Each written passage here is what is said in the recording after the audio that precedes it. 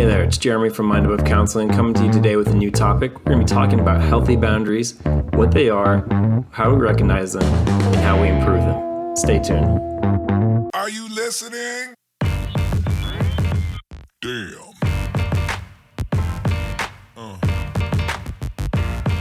Yeah.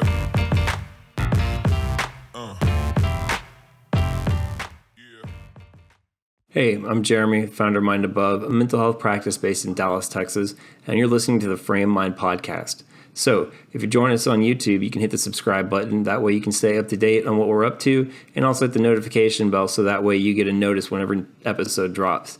If you're listening on your favorite podcast service, keep listening and hit subscribe, and that way you can keep up to date with episodes as they come available. Your support is greatly appreciated at any level. And remember, this is a mental health channel, so we're going to be talking about topics and subjects that are here to help you have a better day. If you find it useful, please share it with someone you know that might find it beneficial to make their day better as well. So let's get rolling on healthy boundaries. So as we begin talking about healthy boundaries, we need to know what they are so we know how in the world we establish them. So healthy boundaries, a simple way to look at it, is a way of setting limits and sets of rules for ourselves in the relationships we exist in. That could be work, that could be personal, that could be intimate relationships as well. And for us to build an understanding of how to engage, disengage, and understand sometimes those boundaries need to be rigid, sometimes they're more porous, so we're more able to take in extra, and other times we want to kind of hit that medium, which is the healthy boundary line.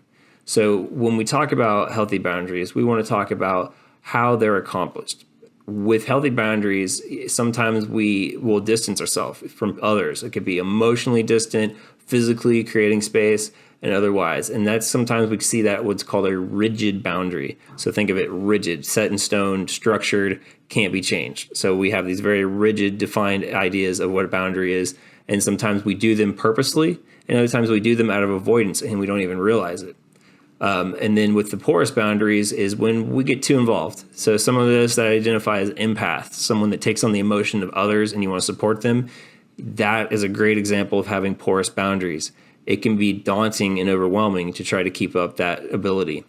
With boundaries, we got to learn how they fall into different categories and how we recognize and identify them in us. So going through them, what's, like I said, rigid boundaries. So with a rigid boundary, we think of things about in our own relationships with those that we know. They maybe avoid intimacy, lack close relationships, unlikely to ask for help, have very few close relationships, which is okay at times. Very protective of personal information, seem detached even with your romantic partner, keep others at a distance, possibly out of rejection because that might happen. And so we're so fearful of it that we put up a boundary. So those are rigid boundaries. Then we have the porous boundaries. Porous boundaries is oversharing personal information. That's one to really consider and get humbled by. Difficult to say no to request. So think about you at work. You're the go-getter, you're the golden child, and yet you keep taking on more and more tasks while others feel that they're not capable because you do everything already. Over-involved with others' problems. So we're trying to solve everybody else's problems at times. Dependent on the opinions of others. That's something to be considerate of. Accepting of abuse or disrespect. Sometimes we'll put up with too much and let too much in. And then the fear of rejection if you don't comply with others' wants and needs. So that's an important consideration to add there. Then we have healthy boundaries. So with healthy boundaries, you value your own opinions. Let me say that again. You value your own opinions. You don't necessarily compromise your values for others. So you stand strong in understanding it's okay to be assertive in owning your boundaries and your experience. When you share personal information, you do it in an appropriate way. So that way it's not an overshare of information or an undershare where you feel like you're representing in a secretive or elusive way. And with healthy boundaries, you know your wants and needs and how to communicate them. There's one that we often can miss. And then also it's accepting when others say no to them. When somebody tells you no, you respect that boundary as you would like it to be respected for you. So here's the reality about boundaries. We all have this great opportunity to set healthy boundaries and live the best life and all that awesome things that we tell ourselves we're going to do. But reality is things get mixed. things get twisted, and sometimes we have to realize that and adjust with it, because that way we can have an honest understanding of where we are and what we're experiencing. So most people have a mix of boundaries. And so some could see healthy boundaries at work. It's easy to tell Dave, thanks, but I can't do that report today. Other places we have porous boundaries in our romantic relationships. We put up with more things in our desires and our wants because we are trying to be considerate of the other person. And sometimes we let them overtake our own boundaries in effort to serve them. Another thing might be, trying to find a level of boundary setting and what's appropriate to say when you're out with friends, but not be appropriate at work. So that's an easy comparison. When I'm with my friends versus when I'm at work, it could be a different experience in how I express or discuss things. So some cultures, this is another important aspect of boundaries, have completely different expectations when it comes to your boundaries. So it could be considered wildly inappropriate to express emotions publicly in some cultures. And then in other cultures, emotional expression is widely encouraged because people want to be recognized and identified as an individual. So some types of boundaries. We have physical, literally creating space. That could be space in between. That could be the boundary of physical touch. And a healthy boundaries is knowing what's appropriate and what's not. So like in your various settings, if you're giving hugs and handshakes and kisses, is that appropriate? Physical boundaries also may be violated if someone touches you when you don't want them to. So then that could become a porous boundary because now you're accepting of things that you don't want to. And that's something we don't have to tolerate. So healthy intellectual boundaries gives you respect for others' ideas and an awareness of what's appropriate in discussion. So it could be, hey, if I'm talking to somebody at the water cooler about the weather, or am I going to be broaching politics with them? In today's climate, probably not. Emotional boundaries, it is your personal feelings, those considerations of how you affect yourself through your own emotions and feelings. This is extremely important because we could get poured into the rigid or into the porous with this one if we're not careful. So what we share, when to share it, your personal information, how little, how much. Also, learning and developing a personal relationship with someone allows you to gradually introduce more information and more of your true self, that kind of self that exists deeper inside of you.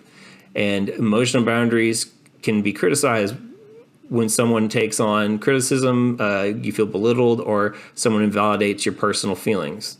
Sexual boundaries, emotional, intellectual, and physical, have aspects of sexual boundaries. So with that being said, it's about a respect of the limitations and desires between the partners. Sexual boundaries can be violated with unwanted touch, pressure to engage, and comments, leering, things like that. Material boundaries. Here's one that we often don't talk about when we talk about healthy boundaries. Material boundaries. Money and possessions. So healthy boundaries allows us to know what we're willing to share and with whom. So like if you let Bob borrow your weed eater, are you going to get it back? Other things to think about is, who it could be appropriate to, lend an item to, but probably not appropriate to someone you just met that morning. Material boundaries also are violated when someone steals or damages another person's property, possessions, and also when we feel pressured to give them or lend them possessions. So sometimes we have that family member that always comes to us for money and financial support, even though we could potentially need financial support in a time like this. That is an important thing to key in on. Next one is time boundaries. When we have time boundaries, we have to understand we have boundaries in place for a reason, to allow us to buy back more of our own time, to have more value in the areas that matter most. So with time boundaries, it's about finding each facet of your life and learning how to adjust. So work, relationships, hobbies, personal feelings, communication, those things get put in there.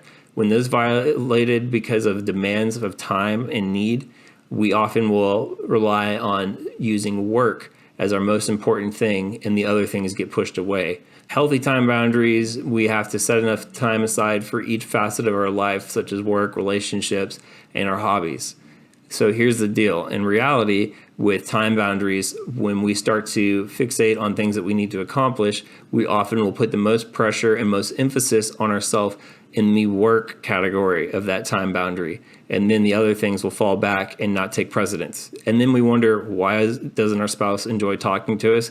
And why aren't we having intimacy as much as we would like? Here's your sign. So with time boundaries, This is something that gets violated when someone demands too much of our time as well. So that's something to be wary of in our porous boundaries example. So now that we've done a breakdown of the different types of boundaries, how do we respect them and create those healthy boundaries that we so desire? So first off, we're going to know our limits. We have to be able to know what's coming to us, what we're involved in, what's acceptable, what isn't, and if it's better to know that we need to be specific as possible when we're addressing people so that we don't get pulled into the trap of giving just a little bit more or over and over or way too much. Next up is know your values. So with that, every person's limitations are different. And what we need to know is they're often determined by your personal values. If you're not familiar with your values, I urge you to take time to get to know them. I provide information to clients talking more specifically on values and goals exploration, and we do some really cool worksheets that really open your mind to understanding where you are and how to assess your own values to create a better path forward in your daily life. So it's something to really consider and put emphasis on, because a lot of times we say we know our values, but we're really just quoting something that we told ourselves 10, 15 years ago. Listen to your emotions. When they're discomfortable, when you feel resentment, don't bury them. Listen to them. This is a great time, if you're familiar with mindfulness practice, is to sit in silence and listen to your feelings and thoughts to truly build an understanding, so that way you can move forward and not avoid, but accept them and bring yourself into committing to a better pathway forward. Have self-respect. Don't beat yourself up. We do this way too often when we talk about our own mental health journey. We will discredit ourselves and tell us we're not good enough when we are just fine as we are, and we're working to get better through our own practices and values and our own boundaries. Be kind to yourself. Don't beat yourself up. Don't use self-judgment to push yourself away. It's time to accept some effort and take it to the next level so you can heal appropriately. So another thing about healthy boundaries is having respect for others. We want to make sure that our actions aren't just self-serving, and we want to make sure our interactions are not necessarily just about winning or taking as much as possible. We want to make them about what's fair and equitable for everyone. Keyword equitable. Look it up if you're not familiar. It's a great dictionary word, and it makes a big difference in your understanding of it. So with that being said, we want to be given respect of our own boundaries as we would respect others. Next up on our tips for healthy boundaries is be assertive. It is so okay and absolutely amazing and uplifting and beautiful to use this 2-letter word. Here we go. I'm going to say it for you, and then you can say it after. No. Say no. Being able to do that respectfully gives you this clear, conscious, direct voice that doesn't allow for ambiguity, because oftentimes we'll get pressured in a situation and saying yes or no. We might just say yes and agree to whatever, even though we know it's not realistic. But also we might be ambivalent and give this ambiguous answer where it's just like we leave it up in the wind and hopefully it floats away. You have to take ownership of your experience. This is a great time to be assertive. It's okay to say no. Also, it's about being respectful to everyone involved, because sometimes you'll have somebody who gives you an idea or a project or a goal, like at work, for instance, and you know it's unrealistic, and you might just off the cuff say, oh my God, that's stupid. Pause, be respectful to others, just like you'd want them to be respectful to you. Also, when we talk about our boundaries, consider the extended view. So what I'm talking about there is it's one day at a time, and some days you're going to give more than you take. Other days you're going to take more than you give. Boundaries adjust, and sometimes we hit the mark just right, and we're going to hit those healthy boundaries, and we're going to feel like we're on top of the world, badass, got it done, and we're accomplishing exactly as we set out to do. Other days we're going to feel questioning our existence and work, our personal relationships, and our relationship with self. And sometimes it's okay to not know where we are, but if we take pause and listen to those feelings and those emotions, they can often help guide us to have a better understanding, to commit to betterment in our way forward. Remember, you're always the one who's giving or taking. That might be a problem. You don't always want to give. You don't always want to take. You want to find that midline pathway to healthy boundaries so you're not overcommitted or devaluing self, and you're also able to say no with respect and politeness, and also know that sometimes you may have to take on more than you anticipated in support of something important to you, like a relationship. So now we've been talking about healthy boundaries, how to identify them, how to understand that we move and change with the needs and the situation, even the people or feelings that we connect with. So our boundaries could be very different. They could be rigid, they could be porous, they could be healthy and stern and assertive as needed. However, we got to also recognize that we're allowed to adjust. And that means that we're not stuck in one version or one iteration. And at times, our healthy boundaries are going to get pushed. And sometimes that's acceptable because we have to address the situation as it is. If we have a family member and they have a tremendous loss, they lose their job because of the economy, they feel in a place of uncertainty, we may feel ourselves being porous and taking on more to help support them. And that's an acceptable example of our boundaries being challenged or tested. What's not acceptable is when we go so far as to take ownership of their own situation and try to be so giving that we end up taking from them, ironically, because we've taken ownership so hard and so meaningful to us with our empathic abilities. Empathic meaning we own the emotions and expressions of others so hard that we take it on as our own. So we kind of like a sponge absorb their feelings. And when we do that, we can blur that boundary line so much that we can't make a difference or distinguish where the expectations are and where the understanding is. And that leads to ambiguous thinking and experience where that person may rely on us for more than we're ready or prepared to. And we also may feel that, well, they're just not trying and they're not making a decision, but yet they may feel obligated to allow you to take the lead in their own existence. So the next time you find yourself guided by your empathic abilities, be aware of those boundaries and own it honestly. So that way you don't step outside the lines of where you want to be.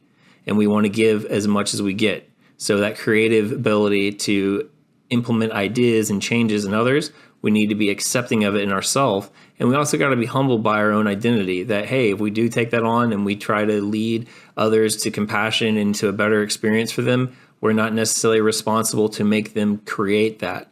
We give tools, we give guidance, we give support. We don't create it for them. That is up to them and their opportunity to grow. So we talked about boundaries. It's been a good conversation. I think that there's a lot you can learn from boundaries and implementing them and testing them in a good, positive way and allowing yourself to find acceptance to know that you may not always have a connection to the boundaries that you want, but also to bring them back to the full circle, like we talked about earlier, is connecting your boundaries to your values. That is an important step because guess what? Your values change. I am a firm believer that through our lifespan, through our experience, through our existence, we're going to have changes. Some may be profound and we may change our religious, spiritual views, our political views and alignments. Some may be simple little changes on our acceptance and tolerance of things that we may not have been able to accept before. And some may be unnoticed things that just happened over time that we don't realize, but we've had a profound shift in our preferences, our taste, our styles, our comforts, our desires, our intimacy. These are kind of ways we can reconnect those values and what we want to our boundaries so then we can find them more readily accessible and available to us so that we don't become overrun and downtrodden and beat up by the fact that we may not have what we want or we may not be able to get what we want.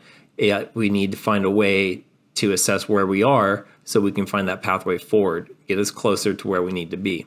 Thanks again for joining me on the Frame Mind podcast. Again, I'm Jeremy. I am a therapist and founder of Mind Above, a mental health practice based in Dallas, Texas.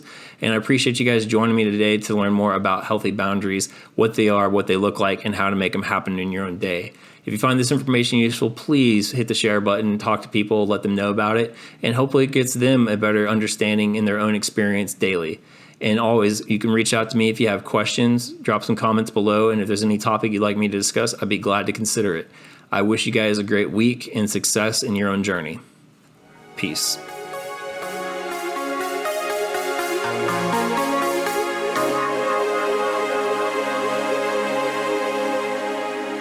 Another thing about our healthy boundaries, we're now becoming less and less of a fraction, and now we're having even more challenges trying to pick up the pieces. I don't know why I went to math, but that sounded cool at the moment. And cut.